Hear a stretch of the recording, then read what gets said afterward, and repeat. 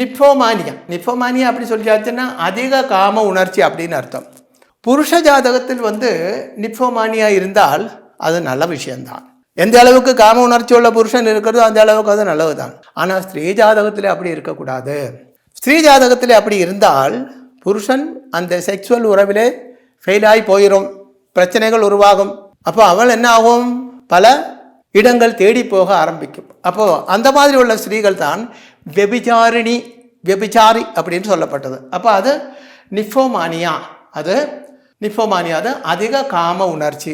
அது ஸ்ரீ ஜாதகத்தில் அப்படி இருக்கா? அப்படி இருந்தால் அவருக்கு கல்யாணம் பண்ணணும் இல்லையா? கல்யாணம் பண்ணி தான் ஆகணும். அதுக்கு என்ன வேணும்னா அதேபடி காம உணர்ச்சி உள்ள புருஷனை சேர்த்து வைக்க வேண்டும்.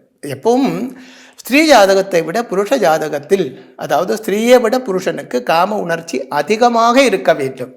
அப்போ தான் தாம்பத்திய வாழ்க்கை சந்தோஷமாக இருக்கும்.